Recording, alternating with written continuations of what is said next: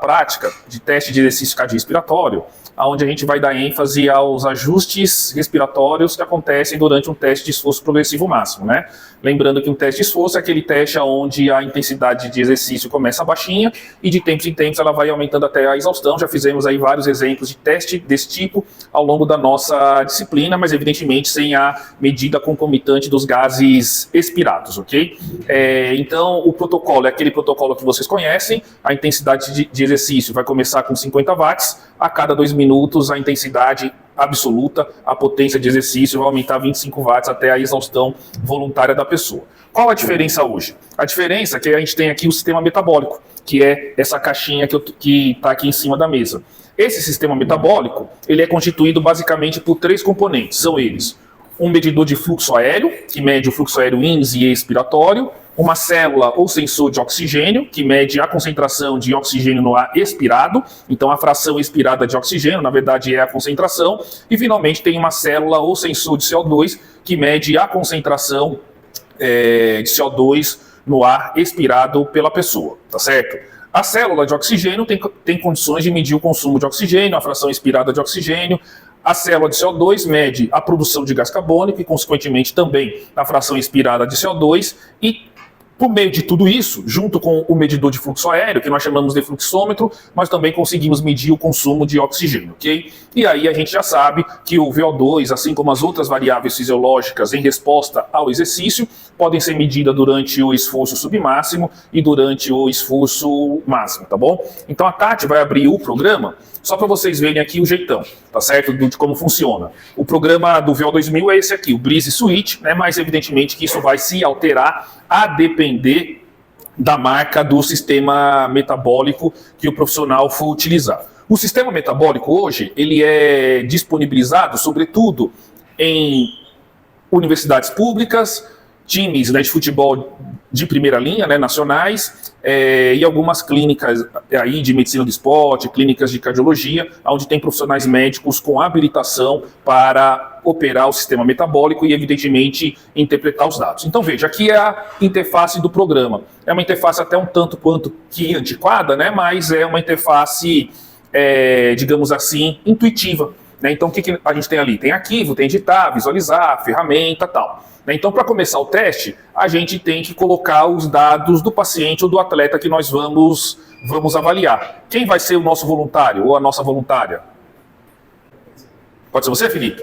O Felipe, obrigado, Felipe, ele vai ser o nosso voluntário. Então, o que a gente vai precisar saber do Felipe? Os dados antropométricos dele, né? O nome, o sobrenome, então tá aqui, ó. Felipe, sobrenome é Lino, né? Lino. A Tati está colocando ali, primeiro nome Felipe. Tem um W ali a mais, Tati. Se quiser colocar, poderia colocar o nome do meio, mas não precisa. Vamos colocar um código de identificação. Pode ser... Aí a Tati vai criar, né? Mas poderia ser 2024/2, né? Mas pode ser isso aí mesmo. Data de nascimento, Felipe? 12 do 2? 12 do 2 de 2000. Raça? Black, né? Sexo masculino. E vai adicionar a visita. Quando faz isso, se o Felipe fosse um atleta de uma equipe e ele aparecesse aqui no ano que vem, na próxima temporada, eu já teria os dados dele, eu só precisaria atualizar as características antropométricas, né? Estatura, massa corporal, o IMC, o software já calcula, tá bom? Então tudo isso aí são facilidades. Logicamente, como é uma aula e por questão de tempo, vamos ganhar tempo, tá certo? Mas, se fosse um projeto de pesquisa, da coleta dos meninos, uma avaliação de um atleta, a gente iria pesá-lo, medir a estatura dele, tudo conforme o figurino. Sua altura, Felipe? 1,76, ali está em centímetro, massa corporal, 92 quilogramas, tá certo? Então veja, ó, já foi calculada a idade do Felipe, 24, tá certo? Se quiser, aí não precisa, a gente não utiliza, mas a gente poderia colocar mais dados de local, né? Poderia colocar aqui, Laboratório de Fisiologia do Exercício, Universidade Federal de Goiás.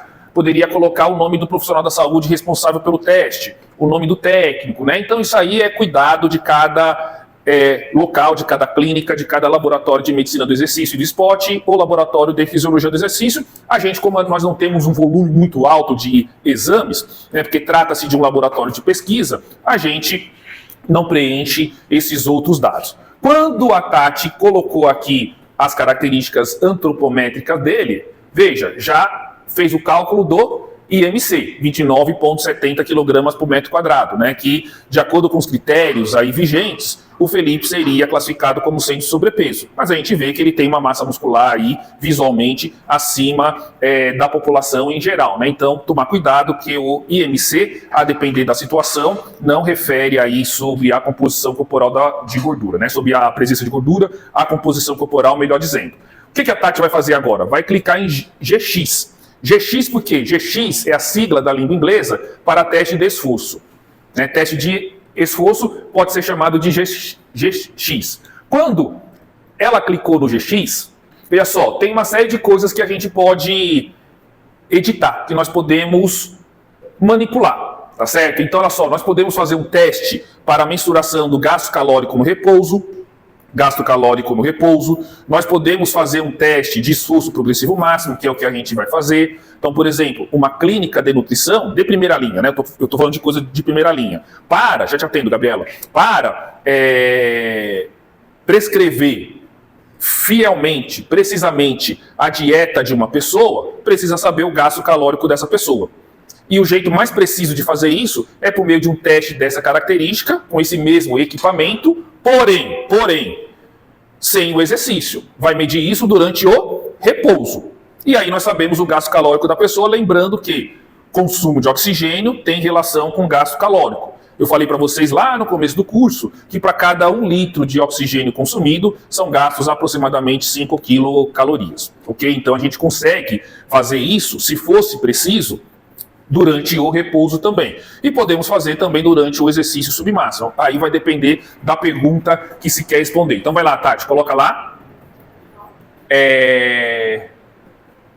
Pode colocar bike. Vocês estão colocando o que lá no laboratório? Nico, mas vê o que tem aqui para baixo. Então deixa no Nico Treadmill, né? Tá bom, pode ser. Tá, aí o que acontece? Todo sistema de medida precisa fazer uma calibração. Né? Então esse aparelho, ele faz uma autocalibração, que é baseada nas características do ar ambiente. Nós já sabemos qual é a concentração de oxigênio no ar inspirado. 20,93%. E no ar de oxigênio. E a concentração de CO2 é de 0,03%. Então, o equipamento ele vai se basear nesses valores, que são fixos, independente do local que você esteja, tá bom? Então, vamos lá. Vamos mudar aqui também. Né? Nós temos a questão do fluxômetro. Então, a gente pode fazer o teste com baixo fluxo de ar, que é o que acontece no repouso, ou com um alto fluxo de ar. Como no exercício nós temos um aumento muito importante da ventilação pulmonar, ela vai colocar aqui o Prevent Standard, padrão, e vai começar o teste. Vai clicar aqui no teste. Quando ela clica aqui, se vocês ficarem quietinhos, vocês vão escutar um barulho do equipamento. É a calibração que ele está fazendo. E essa calibração dura 120 segundos, no caso desse equipamento. Mas lembrando, cada equipamento tem um procedimento de calibração. Mas seja como for, tem que calibrar. Então, quando vocês ganham uma multa de trânsito, chega em casa aquele papel de notificação, né? O auto de infração. Se for uma multa por velocidade, tem as características da calibração do equipamento, tem um código ali, né? Quando o equipamento foi calibrado, né? Porque é um equipamento de medida, tá certo? Então, se o equipamento, se a autoridade de trânsito utiliza esse recurso para multar motoristas, ele tem que garantir minimamente que esse equipamento esteja calibrado, tá certo? É isso que acontece. Então, vamos lá, Tati. Aí vê só o barulho que vai fazer. Ó, esse barulho vai ficar durante 120 segundos, 2 minutos. Veja só o que nós temos aqui, só para a gente ganhar tempo. Olha só, tempo é o tempo do teste, evidentemente. Aqui tem velocidade, que nesse momento não nos interessa, vai aparecer aqui 0 ou qualquer outro valor. Inclinação da esteira, que também não faz sentido, porque vai ser na e-bike, mas se a esteira estivesse se comunicando com o software, a gente teria condições também de ver isso aqui. Se o teste fosse na esteira, a nossa esteira não se comunica, tá bom? Consumo de oxigênio em mililitro por quilograma por minuto. O VO2 relativo, lembra dele? Relativizado pela massa corporal. Mais uma coluna do VO2 em mililitro por minuto, o VO2 absoluto, não leva a massa corporal na jogada. Nós temos produção de gás carbônico, VCO2, e ali tem uma coluna chamada R, que na verdade é o VCO2 sobre o VO2, o quociente respiratório, que nós já tratamos no primeiro módulo da nossa disciplina. Lembrando que quando o R vale 0,7, a pessoa está utilizando 100% de carboidrato. Quando o R vale 1, aliás, 100% de gordura, desculpe, o R, voltando, o R 0,7, 100% de gordura, o R de 1, 100% de carboidrato, e quando o R for de 0,85, 50% de carboidrato e 50% de gordura. Veja só, o RR, frequência respiratória, respirações por minuto. Volume corrente, que é o VT. Se eu multiplicar a frequência respiratória pelo volume corrente, a gente tem a ventilação pulmonar, quantidade de ar mobilizada pelo sistema respiratório em 1 minuto. Vai ali na setinha, Tati, vê se tem mais alguma coisa para lá. Para o lado direito. Olha só, aí teria a frequência cardíaca, o nosso monitor não está conectado com o software. Volume sistólico, que também a gente não tem essa medida, tá certo? E depois eu vou colocar aí para vocês aquelas 4 variáveis que eu pedi para vocês fazerem um trabalho que deve ser entregue até o dia 11, próxima quarta-feira, dentro daquela nossa política. Chegou atrasado? Cara, nem insiste. A gente até pega, mas é 0, né? Conforme já combinado desde o começo do curso. Quais são essas 4 variáveis? VE sobre VO2, equivalente ventilatório de oxigênio, equivalente ventilatório de CO2, fração expirada de oxigênio e fração expirada de CO2, que se alteram também ao longo de um teste de esforço progressivo máximo. Tá certo? Então é isso que a gente vai ver ao longo desse teste, o comportamento dessas variáveis. O Felipe, como eu imagino que é uma pessoa fisicamente ativa, a gente espera aí um VO2 máximo relativizado pela massa corporal, acima de quanto? 40, 45 mililitros por quilograma por minuto, tá certo? Então é o que a gente espera aí do consumo máximo de oxigênio do Felipe, beleza? Tranquilo? Vamos começar? Quem será o fisiologista ou a fisiologista do Felipe? Pode ser você, Gabriela?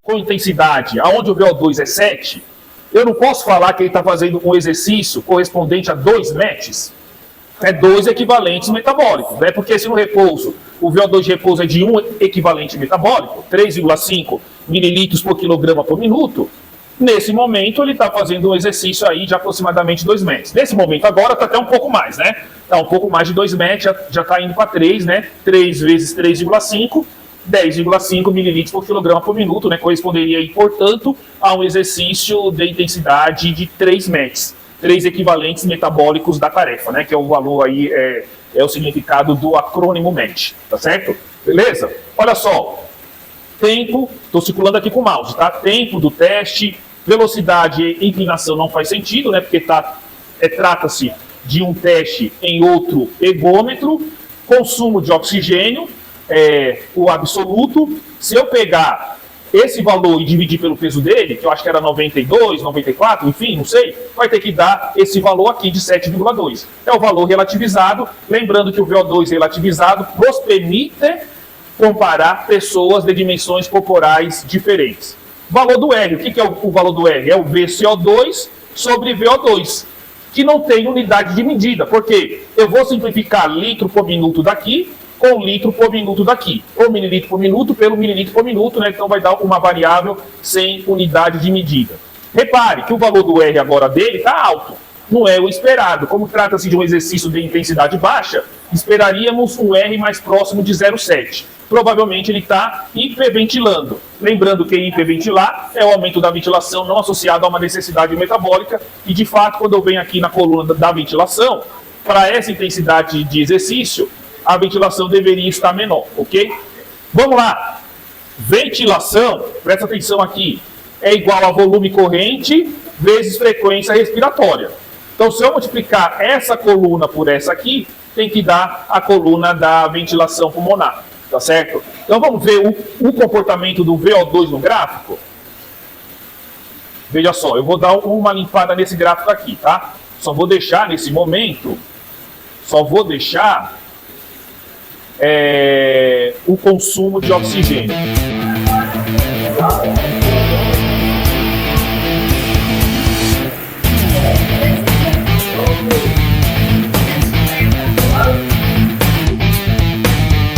Associado com a necessidade metabólica, tá certo? Mas a ventilação pulmonar tem uma particularidade, né?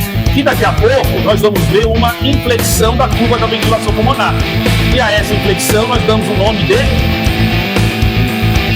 limiar anaeróbio, tá certo? É a primeira inflexão da curva da ventilação pulmonar que ainda não chegou. Depois que o teste prossegue, né, que o teste fica, que a intensidade de exercício fica maior, vai surgir em um momento que a gente vai ter uma segunda quebra da linearidade da curva da ventilação pulmonar, denominada limiar anaeróbio ventilatório 2 ou ponto de compensação respiratória. Lembrando que esses pontos, tanto o limiar 1 quanto o limiar 2, são pontos que nos ajudam a gente a classificar a intensidade de exercício. De tal forma, né, eu falei isso na última aula, que aqueles exercícios realizados até a intensidade do limiar 1 podem ser classificados como leve a moderados, entre o limiar 1 e o limiar 2 como exercício intenso ou vigoroso e acima do limiar 2 exercício muito intenso ou muito vigoroso. Lembrando também que exercício acima da intensidade correspondente ao limiar anaeróbio não é predominantemente anaeróbio, é predominantemente aeróbio com complementação anaeróbia, mas é uma complementação baixa. Essa é a verdade. Então, vamos ver nesse momento, olha só, VO2 dele de 22 ml por quilograma por minuto.